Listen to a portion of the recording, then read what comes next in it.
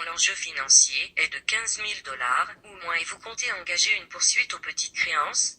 Avant d'amorcer les procédures, évaluez bien les coûts et soyez sûr d'avoir en main tout ce qu'il faut pour votre preuve. Avant d'engager des frais une poursuite, même aux petites créances, ça ne se fait pas à la légère. Avant toute chose, tâchez de bien déterminer la valeur des dommages que vous avez subis. Par exemple le coût de réparation d'un bien défectueux, une perte de revenus ou des frais médicaux, selon votre dossier.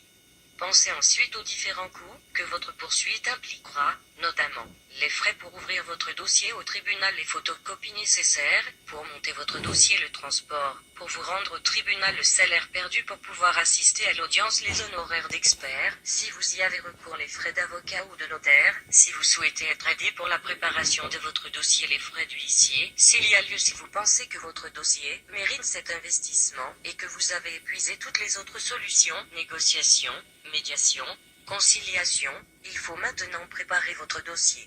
La parole ne suffit pas lorsque vous avez raconté votre conflit dans les moindres détails à vos amis, ils vous ont certainement cru sur parole, et vous ont soutenu dans votre volonté de demander réparation. À la cour, les choses se passent différemment. Votre seul témoignage, même le plus honnête et précis, pourra rarement suffire à prouver le montant des dommages que vous avez subis. Si, par exemple, vous vous présentez devant un juge en affirmant que votre adversaire vous doit 5 000 $ pour la réparation de vos installations électriques, parce qu'il les a endommagées, vous devrez le justifier. Si vous avez des témoins, vous ne pourrez pas simplement rapporter leurs propos. Ils devront eux-mêmes se présenter devant le juge.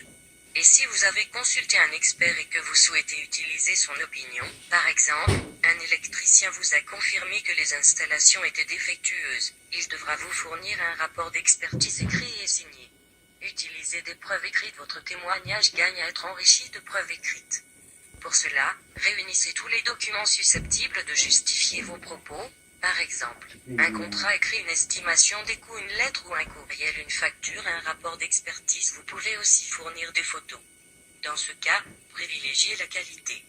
Par exemple, une belle photo nette d'une installation électrique dangereuse pourrait valoir plus que 25 photos floues et sombres. C'est l'ensemble de ces éléments qui constituent votre preuve et qui pourra démontrer que vous avez subi des dommages. En préparant bien cette preuve, vous augmentez vos chances de gagner votre affaire.